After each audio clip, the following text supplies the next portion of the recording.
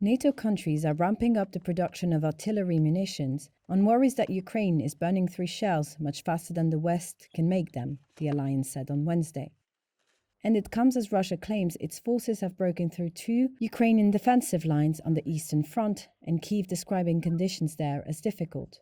After a 2-day meeting of alliance defense ministers in Brussels, NATO chief Jens Stoltenberg welcomed the new support for Ukraine and said time was of the essence. Things are happening, but we need to continue. We need to step up even more because there is a big need out there to provide Ukraine with ammunition. Even before Russia's invasion of Ukraine on February 24th last year, many NATO countries had fallen short of meeting the alliance's munitions stockpiling targets.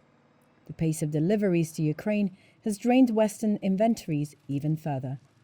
At the same time, plans to supply Kiev with 2 battalions of Leopard 2 tanks are taking shape. German Defense Minister Boris Pistorius said Western nations had pledged 48 Leopard 2 tanks for Kiev, including 1 battalion of 31 older Leopard 2A4 tanks, whose delivery is being coordinated by Poland.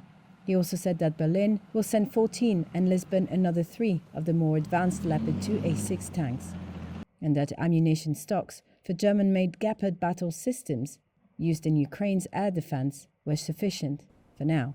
So first of all, about the Leopard ammunition. According to all the experts, this is completely sufficient because there are still plenty of rounds of ammunition, especially when you consider how much ammunition has been fired since the Leopard tanks were delivered. This is about the same amount again. Therefore, there should be enough for the coming period until the summer. Meanwhile, the Russian Defense Ministry is saying that Ukraine has retreated in the face of Russian attacks in the Luhansk region. Reuters was not able to independently verify this and other battlefield reports. The Kremlin has intensified attacks across a swathe of southern and eastern Ukraine in recent weeks, and a major new offensive is widely expected.